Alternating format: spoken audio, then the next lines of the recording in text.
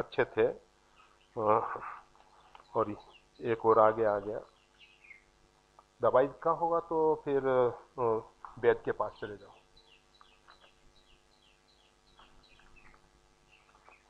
इलाज करा लिया, फिर तबीयत ठीक नहीं हो पा रही है और शरीर भारी हो जाता है, खींचा खींचा दर्द होता है। रोज राम रक्षा का पाठ करो और अच्छे वैद्य को दिखाओ।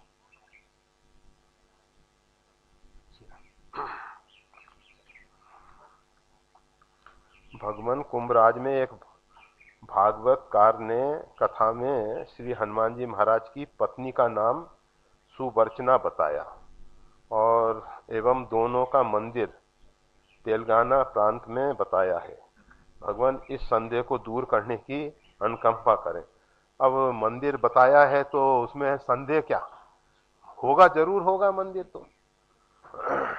और रह गई बात हनुमान जी की पत्नी की, तो वैसे तो हम कहा करते हैं हर एक साधु की 3 पत्नी होती हैं, और हनुमान जी महाराज जो हैं रामचरितमानस में साधु के रूप में स्वीकार किए गए हैं कि ये कुबेश साधु सन्मानु जिम जग जामवंत हनुमानु। मतलब जामवंत जी और हनुमान जी को दोनों को साधु बताया। और साधुओं के 3 पत्नी होना तो बहुत जरूरी है, एक दो से तो काम चलता नहीं। 3 पत्नियां कौन कौन सी हैं? शांति, सुमति और सुचि। अगर साधु में शांति नहीं है, सुंदर बुद्धि नहीं है, सुमति, आप तो जानते हो जहां सुमति तहां संपत्ति नाना, और जहां कुमति तहां विपत्ति निदाना। तो साधु के पास सुमति रहती है, शांति रहती है और शुचिता। शुचि अर्थात पवित्रता, बाहर की पवित्रता और भीतर की पवित्रता, यह तीनों का होना अनिवार्य है। तो हनुमान जी को हम तो आज तक समझते थे कि उनके पास ये 3 पत्नियां होंगी, परंतु इन कथाकार ने एक चौथी का ही नाम दे दिया, सुवर्चना। हाँ? तो अच्छी बात है, ये भी हो सकती है हो। वैसे हनुमान जी महाराज अनेकों बार कहा गया है कि नैष्ठिक ब्रह्मचारी है, और ब्रह्मचर्य का अर्थ उनकी दिनचर्या जो है ब्रह्म के समान है, परमात्मा के समान है, निर्लिप्त हैं, वो किसी भी संग दोष से रहित हैं।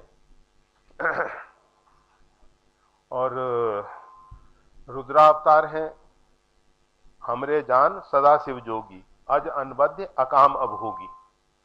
तो यह पार्वती जी ने स्पष्ट कर दिया है कि भगवान शिव जो हैं अज अजन्मा है, अनवद्य है, अकाम है, अभोगी है। तो वो तो परमात्मा में हमेशा डूबे रहने वाले हैं, जो परमात्मा में निरंतर डूबे हैं। दूसरी बात, श्री हनुमान जी के रूप में भगवान शंकर को इसीलिए आना पड़ा, उन्होंने देखा कि अभी त्रिभुवन गुरु के रूप में मेरी बहुत अधिक प्रतिष्ठा हो रही है, बहुत अधिक मान सम्मान मिल रहा है, और सेवक सुख च मान भिखारी। अगर सेवक को सुख की अपेक्षा हो, मान सम्मान की अपेक्षा हो, तो सेवक बनना बड़ा कठिन हो जाता है। इसलिए हनुमान जी महाराज के रूप में भगवान शंकर आए और सुख और श्री राम, मतलब इन सब का त्याग करके एकमात्र भगवान की सेवा ही उनका जीवन का परम ध्येय है, परम लक्ष्य है। और परमात्मा की सेवा अर्थात परमात्मा जो है सब जगह परिपूर्ण है, और सबकी सेवा ही हनुमान जी कर रहे हैं। तो हनुमान जी का अवतार ही राम काज लग तब अवतारा, राम जी के कार्य के लिए उनका अवतार हुआ। और राम जी का वही संकल्प है कि सारी सृष्टि जो है सुख शांति में रहे। भगवान श्री राम चाहते हैं कि सार्वभौम अस्तित्व में शांति हो, तो हनुमान जी का वही भाव है। और हनुमान जी महाराज जो हैं निरंतर सेवा में लगे हुए हैं। भगवान श्री राम जिस समय अपने परम धाम साकेत के लिए प्रस्थान कर रहे थे, हनुमान जी ने निवेदन किया प्रभु से कि प्रभु, जब तक भूमंडल पे आपका नाम है, आपकी कथा है, तब तक मैं पृथ्वी पे रहना चाहता हूं। ये दो मेरे लिए परम अवलंब है। हनुमान जी जो हैं रामचरित सुनने के रसिक हैं। जहां जहां यत्र यत्र रघुनाथ कीर्तनम, जहां जहां रघुनाथ जी की कीर्ति का गान होता है, जहां जहां भगवत नाम संकीर्तन होता है, वहां हनुमान जी महाराज उपस्थित रहते हैं और नेत्रों में उनके जल भरा होता है और बाष्प बारी परिपूर्ण लोचनम, मतलब उनके नेत्रों में जल प्रेमाश्रु भरे होते हैं, भगवान के चरित्र में डूबे रहते हैं हनुमान जी महाराज।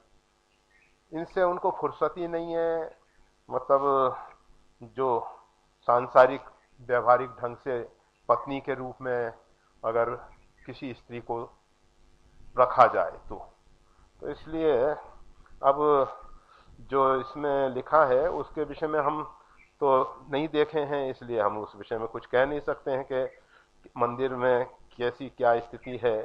और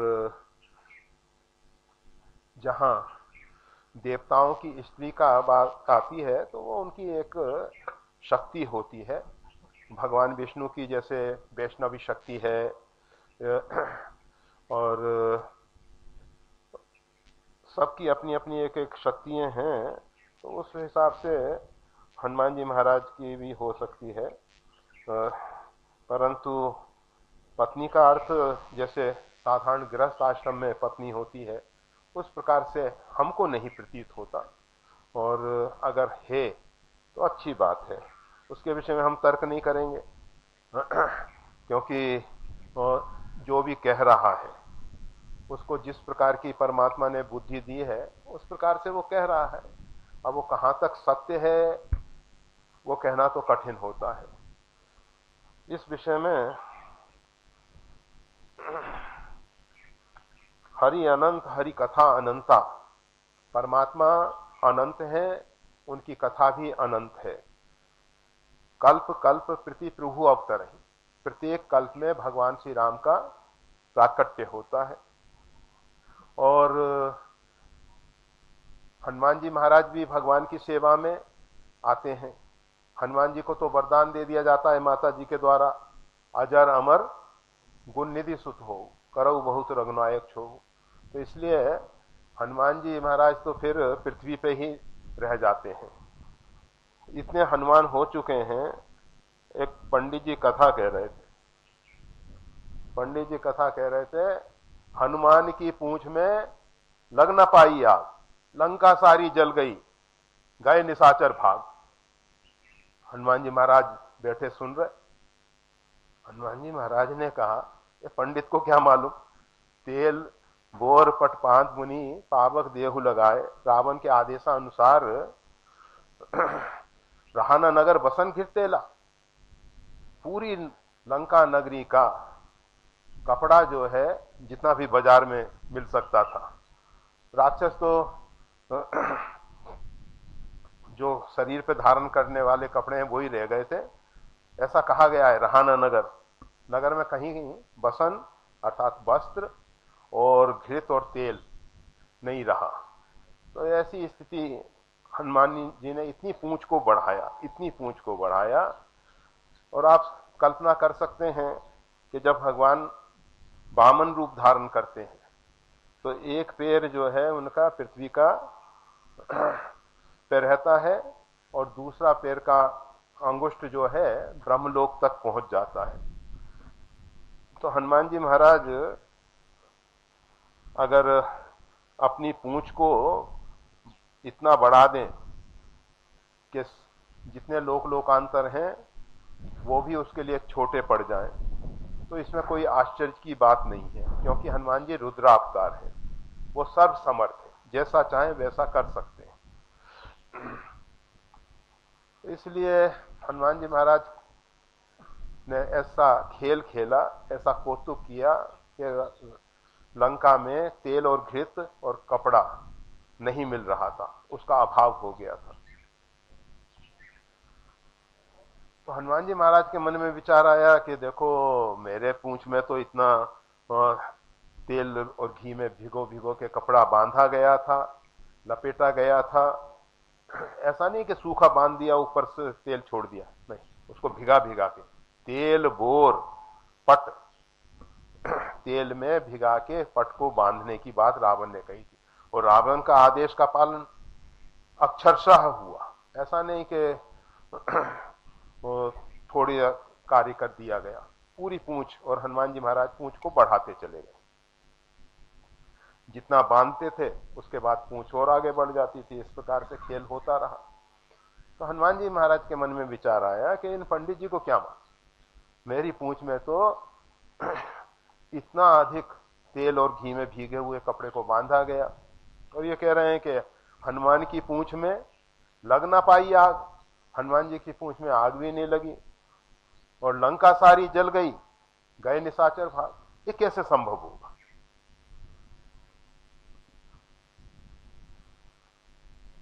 भगवान के दर्शन के लिए हनुमान जी महाराज पहुंचे। भगवान ने देखा कि हनुमान जी के मन में आज एक विशेष प्रकार का विचार उनके चित्त को उद्विग्न कर रहा है। तो सीधे भगवान ने कहा, हनुमान एक काम करो, किम पुरुष खंड में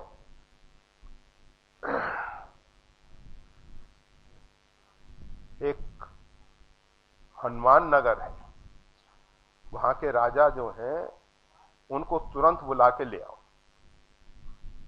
हनुमान जी महाराज चले किम पुरुष खंड में, श्वेत द्वीप के अंतर्गत किम पुरुष खंड, वहां पहुंचकर हनुमान जी के नगर पे पहुंच गए। द्वारपाल से पूछा, भाई ये कौन नगर है? कहा हनुमान नगर है। भाई कहा इसके द्वारपाल आप कौन हैं, आपका परिचय? कहा मैं हनुमान हूं।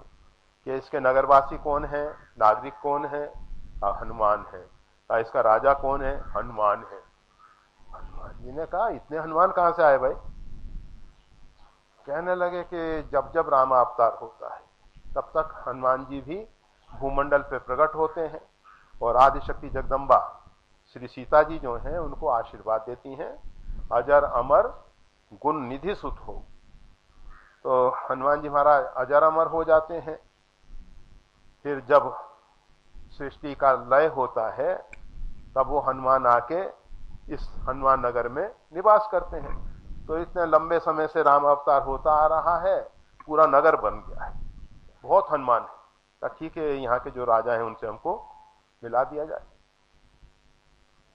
राजा के पास पहुंचे, कहा महाराज भगवान श्री राम ने ऐसा आदेश दिया है कि आपको शीघ्र भगवान के दर्शन के लिए चलना है। कहा ठीक है आप चले, मैं आ रहा हूं। और कहा कि मैं कैसे भगवान से निवेदन करूंगा कि मैं आपसे मिलके आया, कुछ आप चिन्ह बता दीजिए, परिचय दे दीजिए आप ऐसा जिससे भगवान को मैं बता सकूं। कहा आप इतना कह देना, जिन हनुमान ने फूंक से लंका जला दी थी उनकी पूंछ में आग लगाने की जरूरत नहीं पड़ी, उन हनुमान से मिलके आ गया हूं, भगवान समझ जाए। हनुमान जी महाराज ने कहा वो पंडित ठीक कह रहा था, ये हनुमान की पूंछ में लग न पाई आग और लंका सारी जल गई। तो ये वही हनुमान हैं जिन्होंने फूंक से लंका जला दी थी। तो कहने का मतलब यह है कि हनुमान जी के अनंत अवतार हो चुके हैं, और नहीं कहा जा सकता कि ये जो पंडित जी का कहना है। भागवतकार ने कथा में हनुमान जी महाराज की पत्नी का नाम सुवर्चना बताया, तो हो सकता है हो, हमें उसमें कोई तकलीफ नहीं, और आपको भी नहीं होनी चाहिए प्रश्न करने वाले को। भाई अगर हनुमान जी की पत्नी है तो आपको क्या तकलीफ हो रही है? अगर कोई तकलीफ हो तो सोचा जाए उस विषय में। और मंदिर में बताया कि दोनों का मंदिर तेलंगाना में है, ठीक है।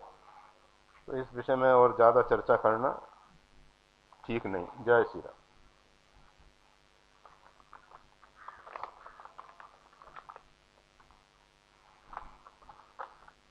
श्यामप्रभा कौन थी, उसके बारे में विस्तार से बताने की कृपा करें।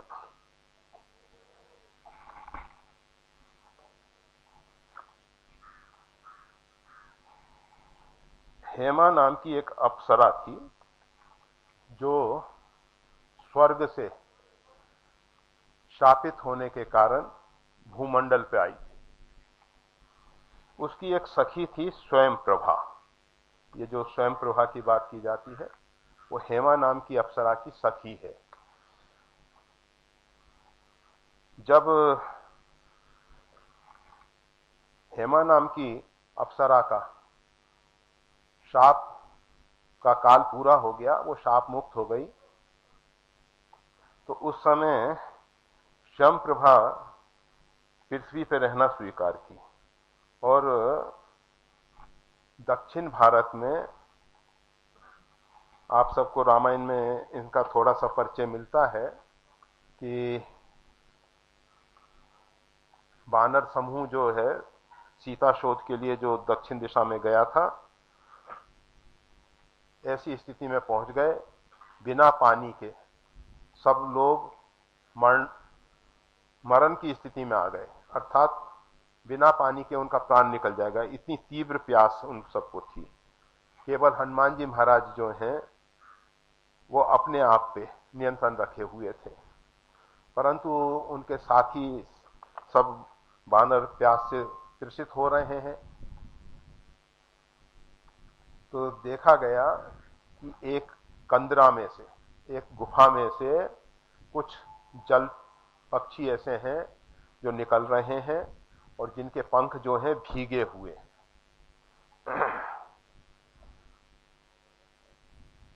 तो अनुमान किया गया कि उस गुफा में पानी होना चाहिए। उस गुफा के नजदीक पहुंचे, अंगद ने कहा कि भाई गुफा में मैं नहीं जाऊंगा आगे, क्योंकि मेरे को मालूम है मेरे पिताश्री गुफा में गए थे, उसके बाद बड़ा भयंकर दुष्परिणाम आया, इसलिए मैं तो इस गुफा में प्रवेश नहीं करना चाहता हूं।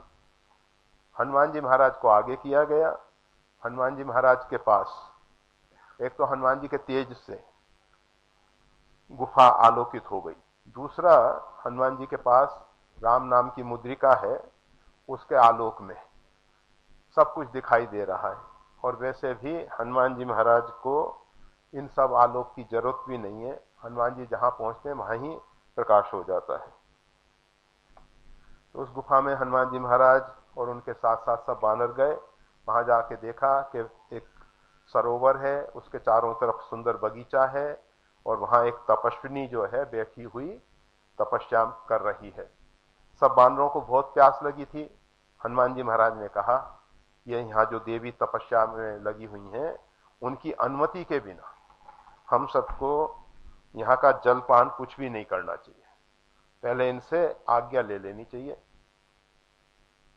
उन तपस्विनी के पास जाके वानरों ने अपना परिचय दिया और परिचय देने के बाद निवेदन किया कि हम बहुत अधिक तृषित हैं, बहुत अधिक प्यासे हैं, आपकी आज्ञा हो तो जल पी लें। वो श्यामप्रभा नाम की तपस्विनी थी, उन्होंने जल पीने के लिए आज्ञा दी। जल पी के फल खाकर आप सब लौट के आए। फिर उन्होंने अपनी सब कथा सुनाई कि इस प्रकार से हेमा नाम की एक अप्सरा थी, उसके साथ मैं यहाँ आके निवास कर रही थी। हमारी सखी का शाप काल समाप्त हो गया और वो मुक्त होके स्वर्ग में चली गई, परंतु मैंने सुना कि भगवान श्री राम की भार्या श्री सीता जी का रावण के द्वारा अपहरण होगा और उनकी खोज में वानर समूह आएगा। उन वानर समूह को सीता जी के शोध में सहयोग करने के लिए मेरे को यहाँ रखा गया है। राम जी की जो आगे की लीला है उसमें मेरा भी एक छोटा सा कार्य रहा, मेरे को यहाँ इसलिए रखा गया था और वो आज मेरा कार्य पूरा हुआ। अब आप सब नेत्र बंद करो और मैं आपको ऐसे स्थान पे पहुंचा देती हूं जहां से सीता शोध के लिए फिर आगे बढ़ा जाएगा। तो ये सबने नेत्र बंद किए और सब नेत्र जब खोलते हैं तो समुद्र के किनारे चलिए पहुंच गए हैं। आगे की कथा सब मालूम है और ये भी आप सबको तो मालूम होगी ही।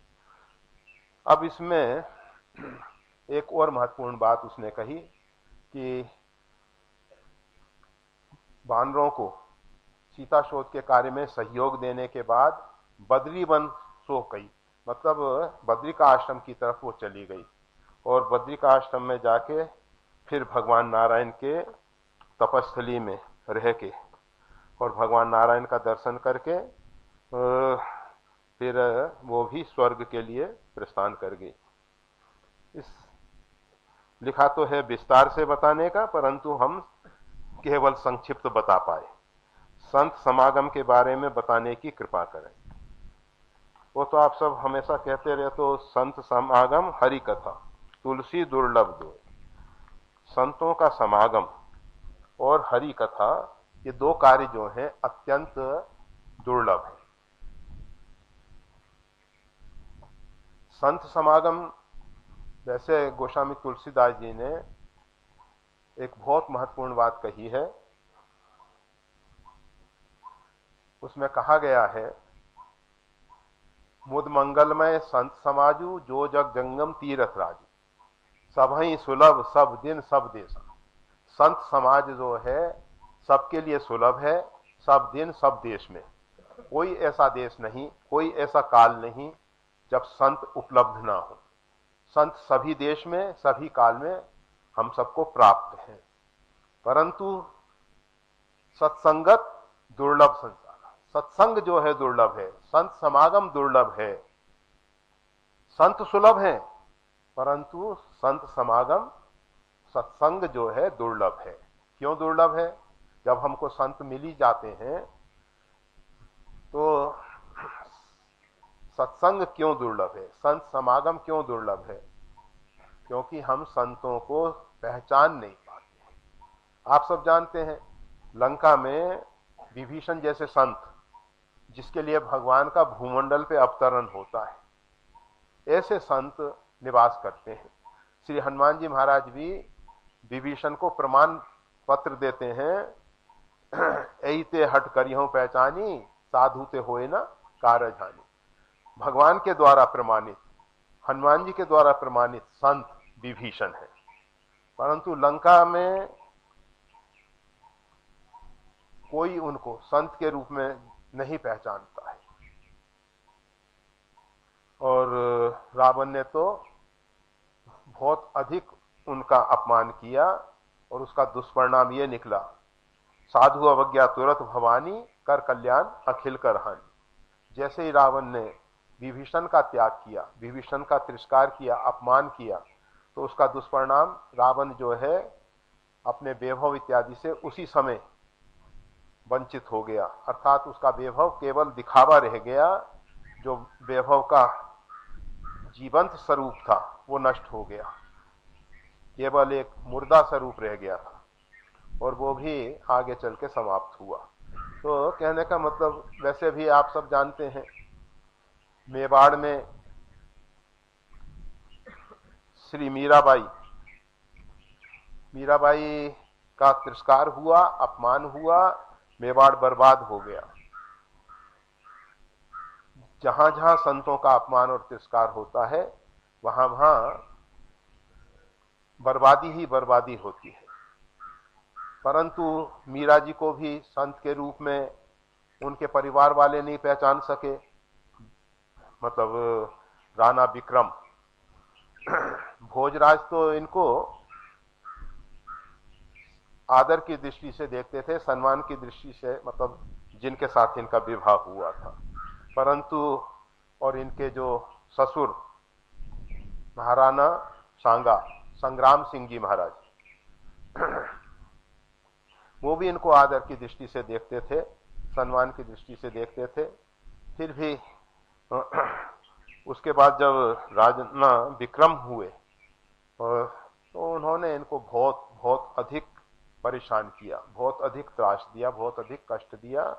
उसका दुष्परिणाम पूरा मेवाड़ बर्बाद हुआ और फिर मेवाड़ का जो सही स्वरूप है वो ही मिट गया, वही स्वरूप मिट गया। तो संतों को पहचानना बड़ा कठिन होता है, इसलिए सत्संग, संत समागम जो है दुर्लभ हो रहा है। हम संतों को नहीं पहचान पाते। साधु कोई वेशभूषा का नाम नहीं है, संत एक प्रकृति है, एक स्वभाव है। वेशभूषा है बहुत अच्छा है, बाना बड़ा दयाल का, तिलक छाप और माल, ये भगवान का वेश जो है, वेश प्रताप पूज्य तेव, ये वेश का प्रताप है। जो वेश ही पूजनीय है, हमारे लिए वेश पूजनीय है, परंतु इस वेश में अगर हम अपनी बात कर रहे हैं, कोई दुष्कर्म करते हैं, कुछ करते हैं, तो उसका परिणाम हमको ही भोगना होगा, कोई दूसरा तो हमारी जगह नहीं भोगेगा। तो संत के बारे में, संत समागम के बारे में बताने की तो बस इतना ही कहा जाता है कि संत जो हैं भगवान तक हमको पहुंचा देते हैं, हमारे जीवन में एक क्रांति ला देते हैं, हमारे जीवन में एक परिवर्तन हो जाता है, हमारी दृष्टि बदल जाती है, सोचने समझने का ढंग बदल जाता है और परमात्मा का साक्षात्कार हो जाता है। यह संत समागम का लाभ है। गिरिजा संत समागम समना लाभ कछान। भगवान शंकर कहते हैं पार्वती जी से कि संत समागम के समान कोई दूसरा संसार में लाभ नहीं। मतलब सर्वोपरि जितने भी लाभ हो सकते हैं उसमें सर्वोपरि जो लाभ है वो है संत समागम, और सर्वोपरि तो परमात्मा ही है, इसलिए परमात्मा का साक्षात्कार करा देते हैं। संत जो है परमात्मा से हमको जोड़ देते हैं, मिला देते हैं। गोस्वामी तुलसीदास जी ने स्पष्ट कहा है, मिलही जो संत होई अनुकूला, तात भक्ति अनुपम सुखमूला। ये भक्ति जो है अनुपम है और सुख का मूल कारण है। बिना भक्ति के हमको सुख शांति नहीं मिल सकता, और वो भक्ति जो है मिलही जो संत होई अनुकूला। अगर संत हमारे अनुकूल हो जाएं, हम संतों के अनुकूल हो जाएं, तो ये भक्ति हमको प्राप्त हो सकती है, अन्यथा भक्ति बहुत कठिन है। तो संतों के माध्यम से भक्ति मिलती है, और भक्ति जहां हमारे जीवन में आई तो परमात्मा हमसे दूर नहीं है। भक्ति का सबसे बड़ा कार्य यही है कि जीव और परमात्मा को एक साथ जोड़ देना। वैसे तो अनेकों बार स्पष्ट किया गया है, ब्रह्म जीव इव सह संघाती। जीव और ब्रह्म सहज ही स्वभाव से ही एक साथ रहने वाले हैं, परंतु बीच में एक माया का पर्दा आ गया है। उस पर्दे के कारण हम परमात्मा से अपने आप को दूर मान बैठे हैं। तो भक्ति महारानी उस पर्दे को दूर कर देती हैं, हटा देती हैं।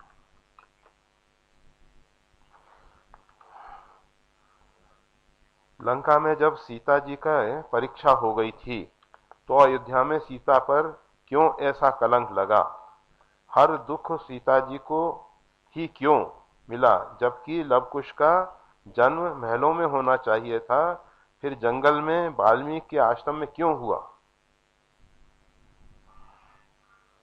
सबसे पहले तो हमको यह समझना होगा परमात्मा की लीला क्यों और कैसे है, इसका सही उत्तर देना बड़ा कठिन है। भगवान का भूमंडल पे अवतार क्यों होता है, उसके विषय में भगवान शंकर कहते हैं, हरि अवतार हेत जई होई, इदम इत कही जाई न सोई। भगवान का अवतार इसी कारण से हुआ है, ऐसा नहीं कहा जा सकता है। जब ऐसा नहीं कहा जा सकता है तो भगवान की लीलाओं के विषय में कैसे कहा जा सकता है कि ये लीला भगवान ने क्यों की, कैसे की, किस प्रकार से की? फिर भी इस विषय में थोड़ा सा अपना जो निजी विचार है उसको कहा जाता है। अयोध्या मतलब अग्नि जी में की जो परीक्षा लंका में हो चुकी थी, तो अयोध्या में सीता पर क्यों ऐसा कलंक लगा? सीता जी के विषय में लिखा है अनिंदिता, ऐसा चौपाई में आया है अनिंदिता शब्द। तो सीता जी जो हैं अनिंदित हैं, कहीं उनकी निंदा नहीं की गई है। और मानस में प्रारंभ में गोस्वामी तुलसीदास जी कहते हैं, सिय निंदक अग ओग न साए। सीता जी के जो निंदक थे उनके पाप को समाप्त करके लोक विशोक बनाई बसाए। भगवान श्री राम ने उनके लिए एक विशेष लोक बनवा दिया। कौन सा लोक? विशोक, जहां शोक नहीं है, जहां दुखों का आत्यंतिक अभाव है, ऐसा एक दिव्य लोक। क्योंकि भगवान के दिव्य धाम साकेत में तो उनको नहीं पहुंचाया जा सकता था, परंतु उनके लिए एक विशेष लोक बसाया गया। तो इसमें तो स्पष्ट आ रहा है कि तो सीता जी के निंदक हैं।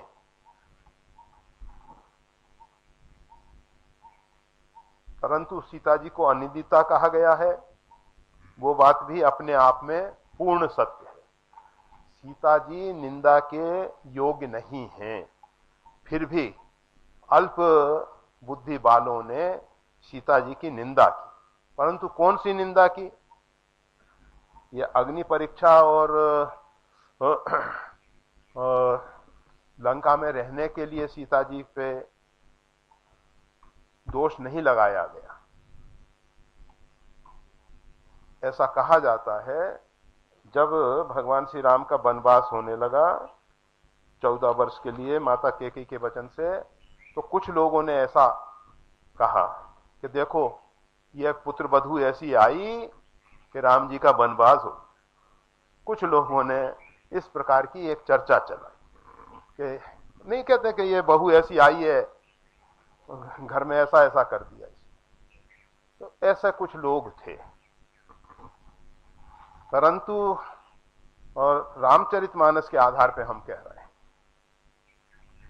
रामचरितमानस के आधार पे सबके घर घर हो ही पुराना रामचरित, मतलब भगवान का चरित्र की जो कथा है, रामचरित की जो कथा है, सबके घर घर हो रही है। और जब रामचरित होता है, राम कथा होती है, तो किसी के मन में संशय हो संभव नहीं। और सीता जी को अनिंदिता बताया गया है तो भी, और फिर विचार करें, आगे चल के पुनः विचार करें कि ये जो भगवान श्री राम रावण का वध कर दिए, उसके उपरांत महाराज दशरथ वहां पधारे। स्वर्गलोक से देवता आए भगवान की स्तुति करने के लिए, उनके साथ साथ महाराज दशरथ भी वहां आए। और महाराज दशरथ जी ने कहा, ये मेरी पुत्र वधू सीता जो है पूर्ण रूपेण निष्कलंक है, इसका किसी भी प्रकार से तिरस्कार नहीं होना चाहिए, अपमान नहीं होना चाहिए। भगवान श्री राम को ऐसा आदेश दिया गया। वही भगवान श्री राम जो पिता की आज्ञा नहीं, केवल आशय भी नहीं, माता कैकेयी के वचन को पूरा करने के उद्देश्य से भगवान श्री राम बन जाना स्वीकार कर लेते। भगवान श्री राम पिताजी के उस वचन को ना माने तो हमें नहीं लगता कि वो बात अपने आप में सही होगी। पुनः इस पे और आगे विचार करें। ये जो सीता निष्कासन की बात की जाती है, कुछ लोग वाल्मीकि रामायण की बात करते हैं। गोस्वामी तुलसीदास जी ने तो ऐसा कुछ लिखा ही नहीं। हाँ, एक पंडित ज्वाला प्रसाद मिश्र जो अपने आप को बहुत बड़ा विद्वान समझते थे भी विद्वान, ऐसा हम नहीं कहते विद्वान नहीं थे वो। उन्होंने एक दयानंद सरस्वती, आर्य समाज के संस्थापक, सत्यार्थ प्रकाश एक पुस्तक निकाली। तो पंडित ज्वाला प्रसाद मिश्र जी ने दयानंद तिमिर भास्कर, दयानंद के अंधकार को दूर करने के लिए सूर्य, ऐसी एक पुस्तक निकाल के दी। मतलब बहुत विद्वान थे पंडित जी, पंडित ज्वाला प्रसाद जी। उन्होंने एक काम किया, उन्होंने सोचा कि मेरा नाम ऐसे तो चलेगा नहीं, इसलिए रामायण में एक कांड और जोड़ दिया। 7 कांड की जगह 8 कांड की रामायण तैयार कर, और उसका कांड का नाम रख दिया लवकुश कांड। और उसमें बहुत सी छेपक कथाएं और जोड़ दी गई, नरांतक वध और सुलोचना, सती सुलोचना की कथा, और बहुत बहुत कथाएं जोड़ी हैं उसमें। तो पंडित जी ने एक काम किया कि गोस्वामी तुलसीदास जी की रामायण में बड़े घोटाले किए। सोई सयान बड़े चतुर आदमी रहे, घोटाला करने का काम चतुर लोगों का होता है, मूर्ख तो कर नहीं सकते घोटाले। तो पंडित जी ने बहुत घोटाला किया और रामचरितमानस में कहीं कुछ जोड़ दिया, कहीं कुछ जोड़ दिया। तो उसमें लवकुश कांड आता है। वाल्मीकि रामायण की हम बात कर रहे हैं। वाल्मीकि रामायण के छठा कांड, जिसका नाम है युद्ध कांड। वाल्मीकि रामायण में 6 कांड हुए, केवल 6 कांड। उसमें छठे कांड का नाम है युद्ध कांड। हमारे रामचरितमानस में लंका कांड है, उसमें युद्ध कांड है। और युद्ध कांड के अंत में, मतलब भगवान श्री राम का राज्याभिषेक हो चुका है अयोध्या लौटने के बाद, और भगवान श्री राम की स्तुति इत्यादि करके कथा की इतिश्रुति कर दी गई है। उसमें कहा गया है कि इस काव्य को, पहले इस काव्य का नाम बताते हैं वाल्मीकि जी, कि इसको कोई पोलत्स वध कहेगा, कोई रामायण कहेगा। इस प्रकार से 2 नाम उन्होंने दिए हैं। तो वाल्मीकि रामायण को रामायण के रूप में अधिकांश लोग जानते हैं। गोस्वामी तुलसीदास जी की जो रामायण है उसका नाम है रामचरितमानस। तो इस प्रकार से वाल्मीकि जी उस काव्य को पूर्ण करते हुए कहते हैं कि क्षत्रिय इसका पाठ करेगा तो ये लाभ मिलेगा, ब्राह्मण इसका पाठ करेगा तो उसको ये लाभ होगा, वैश्य करेगा तो उसको ये लाभ होगा, शूद्र करेगा तो ये लाभ होगा। अर्थात चारों वर्णों को रामायण का अधिकार देते हुए वाल्मीकि जी ने कथा की इतिश्रुति कर दी है। मतलब फिर कथा पूरी हो जाती है। फिर उसके बाद ये जो सप्तम कांड है ये प्रक्षिप्त है, बाहर से जोड़ा हुआ है, क्योंकि उसमें बहुत सी बातें ऐसी हैं। एक तो सम्मुख वध वाली घटना, एक शूद्र जो है एक पेड़ पे उल्टा टांगा हुआ तपस्या कर रहा। भगवान श्री राम के पास एक ब्राह्मण देवता पहुंचे, उनका पुत्र मर गया था। उन्होंने कहा कि आपके राज में कोई बड़ा भयंकर पाप हो रहा है, बड़ा भारी पाप हो रहा है, जिसके कारण पिता के सामने पुत्र की मृत्यु हो गई। त्रेता में ऐसा नहीं होता था।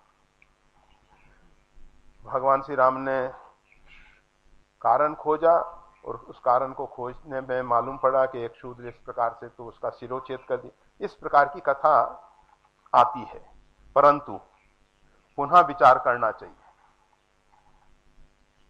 भगवान श्री राम के पूर्वज महाराजा मानधाता, उनके काल में भी एक ऐसी ही घटना घटी थी। उसमें अनावर्षण की बात आती है। भयंकर दुष्काल पड़ा, बहुत लंबे समय तक वर्षा नहीं हुई। और जब बहुत लंबे समय तक वर्षा नहीं हुई तो लोगों ने कहा कि इसका कारण खोजा जाए। कारण खोजा गया तो एक शूद्र जो है तपस्या कर रहा था। महाराज मानधाता के पास जाके कहा गया कि भाई इस प्रकार से हो रहा है। मानधाता ने कहा कोई भी तपस्वी हमारे राज में तपस्या करता है उसको हम रोक नहीं सकते, उसके ऊपर हम अंकुश नहीं लगा सकते, उसको दंडित करने का तो प्रश्न ही नहीं। तपस्वियों पे हमारा शासन नहीं है। इस प्रकार से मानधाता जी ने कहा फिर ये अनावर्षण को कैसे समाप्त किया जाए। कहा कि इसके लिए आप रास्ता खोजिए, आप मतलब विद्वान समाज से। गुरु वशिष्ठ जी ने कहा ऐसा किया जाए, एकादशी व्रत सामूहिक संपूर्ण प्रजा एकादशी व्रत करे। और सामूहिक एकादशी व्रत किया गया, जिसके परिणाम स्वरूप अच्छी पुष्कल वृष्टि हुई। तो मतलब पहले के उदाहरण, आज भी कोर्ट न्यायाधीश कोई न्याय देता है तो कहता है कि अमुक समय ऐसा ही केस आया था और उसके संदर्भ में ऐसा ऐसा न्याय दिया गया। तो एक पुराने जो न्याय हैं, तो भगवान श्री राम रकुल में एक श्रेष्ठ, उत्तम, परमोत्तम राजा के रूप में प्रकट हुए हैं। तो वो अपनी पुराने जो एक मर्यादा है उसको भी उल्लंघन नहीं कर सकते। पुनः भगवान श्री राम जो माता सबरी को बहुत अधिक सम्मान देते हैं, निषाद राज गुहू को अपना मित्र कहते हैं, और रामायण में कोल किरातों के साथ भगवान ऐसे बैठते हैं जैसे पिता और पुत्र। तो मतलब ऐसे भगवान श्री राम किसी व्यक्ति का तपस्या करने पर सिरोच्छेद करें, बात समझ में नहीं आती। तो लवकुश, ये श्री राम जो रामायण का, वाल्मीकि रामायण का सप्तम कांड है, वो प्रक्षिप्त माना गया है।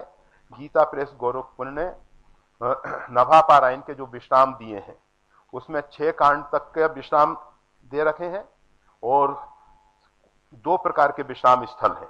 दूसरे विश्राम स्थल में 7वें कांड को भी स्वीकार किया है, परंतु एक में केवल युद्ध कांड तक का ही, 6 कांड तक का ही। तो सब मिला के जो सप्तम कांड है वो प्रक्षिप्त माना जाता है। उसको बाहर से, जैसे ज्वाला प्रसाद जी ने लवकुश कांड जोड़ दिया, इसी प्रकार से वो भी जोड़ा हुआ प्रतीत होता है। और सीता जी का मतलब पुनः राज से निष्कासन नहीं हुआ। सीता जी अनिंदिता हैं, उनके ऊपर कोई कलंक नहीं।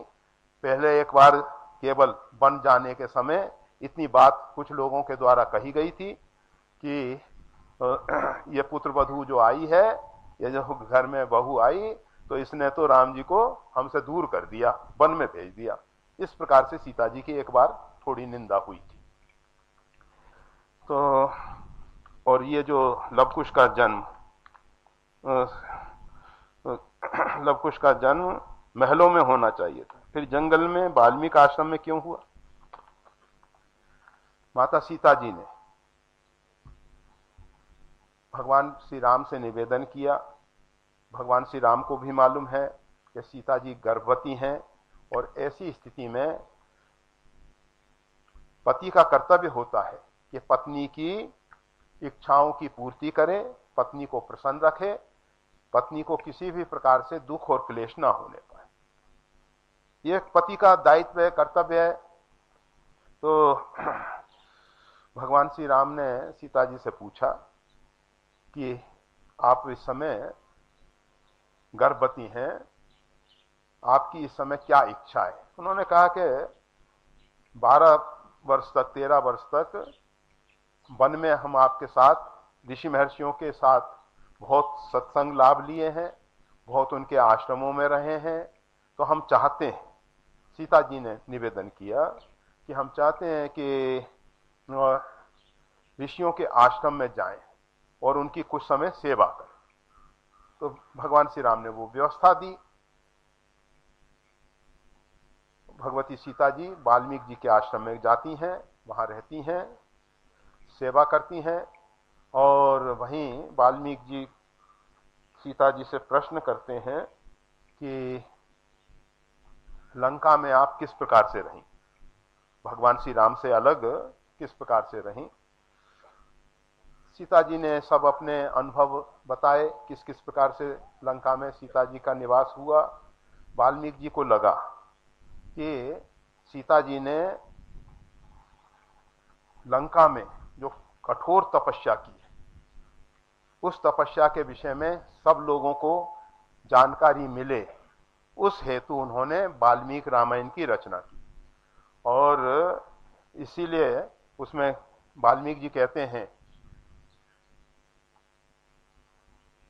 सीता चरित महत्व, वाल्मीकि रामायण में सीता जी का चरित्र जो है महत्वपूर्ण है। उसमें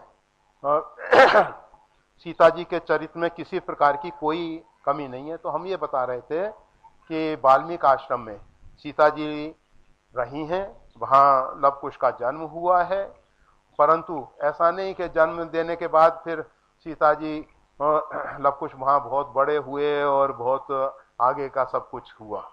जो युद्ध इत्यादि इत्यादि चर्चाएं की जाती हैं वो सब अपने आप में मनोकल्पित हैं। सीता जी वाल्मीकि आश्रम में गई जरूर हैं, लव कुश का जन्म वहां हुआ है, बस इतना ही सत्य है। इसके आगे जो अन्य बातें हैं वो अपने आप में सही नहीं है। लव कुश को रामायण पूरी सिखाई गई है वाल्मीकि जी के द्वारा, और संगीत इत्यादि की विद्या और धनुर्विद्या इत्यादि सिखाई गई है। और उसके बाद सीता जी के साथ लव कुश फिर श्री अयोध्या में आ जाते हैं, और आनंद रामायण इत्यादि और बहुत सी रामायणों में तो फिर लव कुश का आगे का बहुत कैसे कैसे विवाह हुआ और बहुत सी कथाएं और भी हैं। परंतु ये जो जन साधारण में एक बात फैली हुई है कि सीता जी का निष्कासन हुआ, और उस विषय में केवल इतना ही कहना है, कुछ लोगों ने सीता जी के लंका में रहने के ऊपर, भगवान श्री राम के समय की बात नहीं है, अभी आज से 1000 वर्ष पूर्व की बात है। वाल्मीकि जी की रचना प्राचीन है, आदि काव्य है, और उसके बाद की बातें हैं ये सब। तो उन्होंने, कुछ लोगों ने ऐसा आक्षेप लगाया कि भगवान श्री राम जो हैं कामी पुरुष थे, उन्होंने सीता जी को लंका में रहने के बाद रख लिया। तो कुछ लोगों ने इस प्रकार की कल्पना करके राम जी के चरित्र को सही करने के लिए सीता जी को पुनः निष्कासित करते हुए बताया। कुछ लोगों ने भगवान श्री राम के चरित्र को दूषित करने के लिए इस प्रकार की दलीलें देके, इस प्रकार की बातें करके कि एक धोबी ने ऐसा कहा, और अनेक अनेक प्रकार की बातें करके सीता चरित्र को दूषित करने के लिए, और भगवान श्री राम अपनी भार्या, अपनी पत्नी को न्याय नहीं दे सके, ऐसी मतलब भगवान के चरित्र की न्यूनता दिखाने के लिए। क्योंकि वो तो सुनिश्चित है कि सीता जी अगर निष्कलंक हैं और उनको वन में भेजा जाता है तो वो उनके साथ अन्याय हुआ, और भगवान श्री राम जानते हैं कि सीता जी का चरित्र पूर्ण रूपेण निष्कलंक है, सीता जी का चरित्र पूर्ण रूपेण पवित्र है। ऐसा होने पर भी अगर भगवान श्री राम सीता जी को वन में भेजते हैं तो विचारणीय जरूर हो जाएगा। इसलिए कुछ लोगों ने इस प्रकार की कल्पना कर करके अनेक अनेक प्रकार की बातें की हैं। परंतु हम सबको ये माने नहीं कि सीता जी का पुनः निष्कासन हो। सीता जी और राम जी जो हैं अयोध्या में लंबे समय तक रहे, लव कुश उनके साथ रहे, और लव कुश और तीनों भाइयों के 2-2 पुत्र, सबको भगवान श्री राम ने राज का विभाजन किया। केवल अयोध्या का राज किसी को नहीं दिया गया, और अयोध्या के जितने भी वासी हैं वो भगवान श्री राम के साथ साकेत धाम में गए। तो बस अब इस विषय में ज़्यादा नहीं कहना है हमको, केवल इतना समझ लेना चाहिए। हमने आपको बताया कि हमारे ग्रंथों में किस किस प्रकार से घोटाले हुए हैं, हो रहे हैं, होते रहेंगे। ऐसा भी नहीं है कि आज इस पर कोई अंकुश लग जाए। इस विषय में ग्रंथ साहिब की हम बात बताते हैं। ग्रंथ साहिब में कुछ लिखने में होता है, क्योंकि पहले हस्तलिखित प्रतियां तैयार होती थीं, कुछ भूलें हुई, परंतु उन लोगों ने एक नियम बना दिया कि जो गलत लिखा हो, कुछ भी लिखा हो, उसमें छेड़खानी करने का अधिकार किसी को नहीं है। जिस प्रकार का ग्रंथ साहिब की हस्तलिखित प्रति, उसी के आज मतलब जो प्रिंटेड ग्रंथ साहिब आ रहा है वो सब उसी प्रकार से आएगा, उसमें कोई भी परिवर्तन नहीं किया जा सकता है। नहीं तो जब ये राजनीतिक कारणों से सिखों की बुद्धि खराब की गई थी, तो उस समय इसमें से कुछ परिवर्तन करने ग्रंथ साहिब में भगवान का नाम, राम नाम इत्यादि को निकालने की कोशिशें की जानी, परंतु वो हो नहीं सकता, क्योंकि ग्रंथ साहिब के अगर किसी अक्षर की, मात्रा की कोई भूल हो भी गई है उसको भी नहीं बदला जाएगा। ऐसा एक नियम बना रखा है कि उसमें कोई भी छेड़खानी नहीं की जा सकती है, और जितना मैटर है उसने का उतना ही रहेगा, उसमें कम ज्यादा नहीं किया जा सकता है। अगर इस प्रकार से हमारे आर्ष ग्रंथों में सभी पे कर दिया जाए तो आगे के होने वाले घोटाले रुक सकते हैं। नहीं तो हर एक व्यक्ति, वो कहा जाता है, एक चित्रकार ने एक चित्र बनाया, बड़ा अच्छा चित्र, पेंटिंग बहुत अच्छी, और एक ऐसे चौराहे पे उसको रखा गया जहां से अनेक लोगों का आवागमन सदैव होता रहता था। उसमें नीचे लिख दिया गया था, इसमें कोई अगर भूल हुई हो तो उस पर निशान लगा दिया जाए। उस चित्र पे इतने निशान लगे कि चित्र लुप्त तो हो गया, निशान भर गए, मतलब पूरा चित्र पे लोगों ने निशान लगा दिए। वो चित्रकार बहुत समझदार था, उसने उसकी एक कॉपी पहले से निकाल के रख रखी थी, उसकी एक प्रतिलिपि जो है रख रखी, और उस समय जेरोक्स तो नहीं था, परंतु उसी जैसी बिल्कुल सेम वही प्रति उसने फिर पुनः उस चौराहे पर लगा दी, और लिख के नीचे रख दिया गया कि इसमें कहीं भूल हुई हो तो सुधारने की कृपा की जाए। कोई सुधारने वाला नहीं आया, कमी निकालने वाले बहुत। तो हमारे यहाँ अनेक प्रकार के लोग हैं, बहुत से लोग सुधारने वाले भी मिल जाते हैं, बहुत से लोग कमी निकालने वाले भी मिल जाते हैं। बहुत से लोगों ने रामायण की पाठ भेद, एक गीता प्रेस से कुछ समय पूर्व, काफी साल हो गए, और एक प्रति निकली थी जिसमें पाठ भेद, पुरानी प्रतियों में कहीं ऐसा पाठ पाया जाता है, कहीं ऐसा पाठ पाया, इस प्रकार की एक रामायण निकाली थी, प्रकाशित हुई थी गीता प्रेस से भी। तो और अनेक जगह पाठ भेद, परंतु अभी वर्तमान में गीता प्रेस ने जो रामायण हम सबको दे रखी है, अपने आप में सबसे अधिक प्रमाणित है। हम नहीं कहते कि पूर्ण प्रमाणित है, परंतु सबसे अधिक प्रमाणित है, और उसमें जो 7 कांड हैं वो पर्याप्त हैं।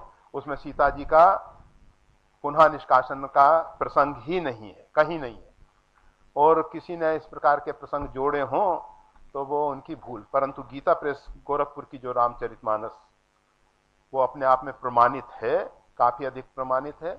उसी को पढ़ें, उसी को समझें और उसी को स्वीकार करें।